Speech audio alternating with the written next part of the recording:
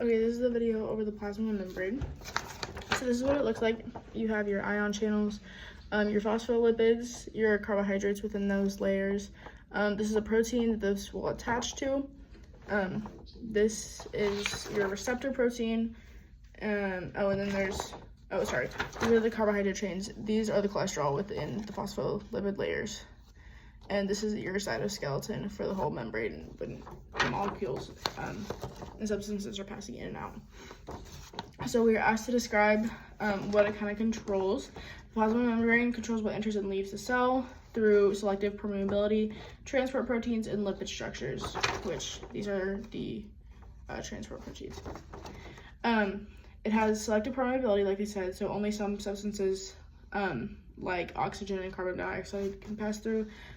Larger molecules like sugar, which is glucose, glucose and ions cannot pass through because they require energy to pass through the ion channel right here.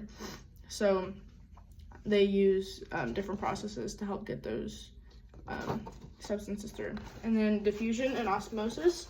Diffusion is a movement of solids like salt or sugar from a high concentration to a low concentration.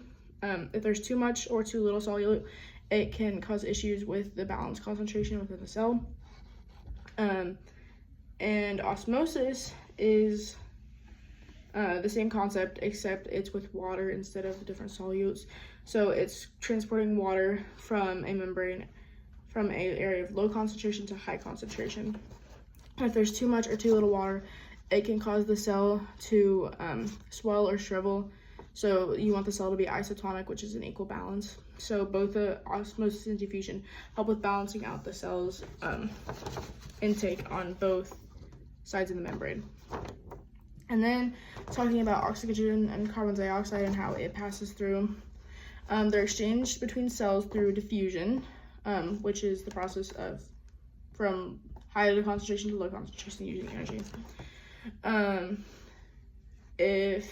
When oxygen diffuses across the cell membrane from the outside to the inside, the cell uses oxygen for cellular respiration to produce energy within our body. During the cellular respiration process, carbon dioxide is also produced as an outtake substance, and it's produced as a waste, and it then diffuses out of the cell. So once you have oxygen go in, you have carbon dioxide go out, which gives us energy for our cells to function correctly.